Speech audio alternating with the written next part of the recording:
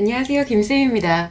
오늘은 자신 스스로 나는 무성욕자예요, 나는 소성욕자예요 라고 이렇게 용밍아웃을 하는 남성들에 대해서 팩트체크 해보도록 하겠습니다. 먼저 본론만 이야기를 하자면 자신 스스로 무성욕자라고 하거나 소성욕자라고 하는 남성들의 말은 새빨간 거짓말입니다. 그런 남성들일수록 사실상 섹스욕구는 굉장히 강합니다.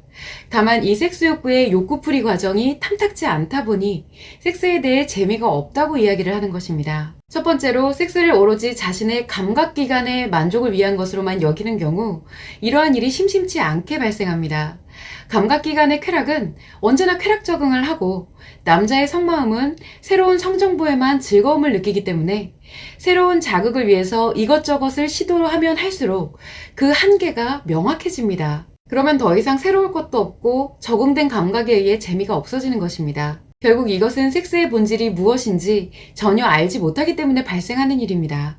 두 번째로 지금까지 성경험에 의해 생성된 성상처가 과도하게 누적되어 성기능장애가 발생한 경우입니다. 그러면 발기력이나 발기후 강직도, 심지어 사정에 대한 쾌감조차도 예전과 같지 않게 약화됩니다. 즉 성상처에 의해서 쾌감을 느끼는 심리에도 문제가 발생한 것이고 몸의 감각기관 자체에도 문제가 발생한 것이며 그로 인하여 성기능에도 문제가 발생한 경우 섹스에 대해 재미가 없다고 이야기합니다. 그런데 아이러니하게도 이렇게 섹스의 재미를 느끼지 못할수록 남성의 섹스 욕구는 훨씬 더 강해집니다. 더 강한 자극, 더 재밌는 섹스, 더 성기능이 원활한 섹스에 대한 그 욕망이 강력해지기 때문입니다. 본래 욕구라는 것이 그렇습니다.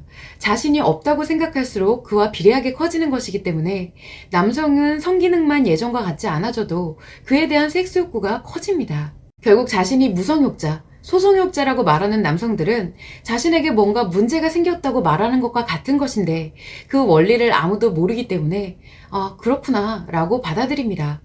만약 그 말을 듣는 상대가 여성이라면 그의 속아 넘어가면 큰일 납니다. 그 남성으로 인해 여성 자신에게도 심리장애가 발생할 수 있고 자극적인 섹스 수단으로 이용당할 수도 있으며 그에 상응하지 못할 시에는 쉽게 버려지게 되기 때문입니다. 그러면 그 여성에게는 엄청난 상처가 발생하게 됩니다.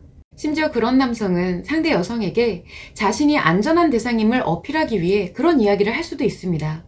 남자들 사이에서 섹스 욕구나 성기능은 서열을 정리할 만큼 민감한 문제지만 심리가 건강한 여성은 남성의 성적인 부분에 그다지 감흥이 없고 오히려 이것을 마음으로 받아들여서 상대 남성이 안쓰럽게 느껴지거나 성적으로 방심하게 되기 때문입니다. 만약 남성 자신이 느끼기에도 이유를 잘 모르겠는데 자신의 섹스 욕구가 사라지고 있고 이것이 문제라고 자각이 되면 그것이 자신에게 어떤 심각한 문제가 발생한 지표라고 생각을 해서 즉시 자신을 회복해야 합니다. 정확한 방법에 의해 자신의 섹스관념과 성관념을 바로잡아야 하고 현재의 상황까지 이르도록 한 그 마이너스 성에너지를 플러스 성에너지로 전환시킬 수 있어야 하는 것입니다.